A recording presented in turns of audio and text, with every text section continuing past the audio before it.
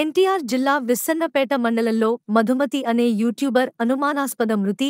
కొండూరు గ్రామానికి చెందిన మధుమతి 22 కి తెల్లదేవరపల్లికి చెందిన ప్రతాప్తో వివాహేతర సంబంధం. తమ కుమార్తెను తీసుకెళ్లి ప్రతాపే ఉరివేసి చంపేశాడని ఆరోపిస్తున్న మధుమతి తల్లిదండ్రులు ప్రతాప్ను కఠినంగా శిక్షించి న్యాయం చేయాలని డిమాండ్ చేస్తున్న తల్లిదండ్రులు.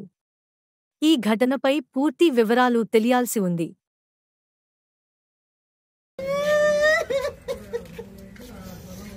పోలీసు వారు కూడా ఒకటి చెప్తున్నాము, రాజకీయ నాయకుల పరంగా ఎవరైనా ఒత్తిడి మీకు తీసుకొచ్చి మాకు అన్యాయం చేసేదైతే అంత దూరమైనా వెళ్ళడానికి సిద్ధంగా ఉన్నాము.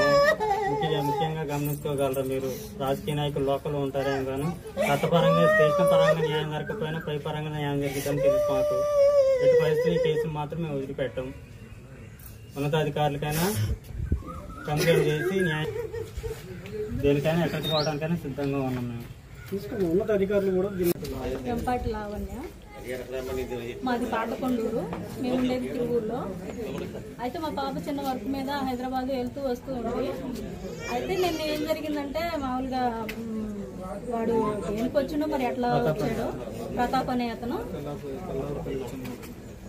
వచ్చాడు, ఇంటికి వచ్చేసి గబగబ పిల్లలను చేపట్టుకొని లేకపోతే నేను అడ్డుపోతే నన్ను కూడా నెట్టేశాడు. ఎవరో ఏంటని చెప్పేసి మా వారు ఇంట్లో లేరు. అప్పుడు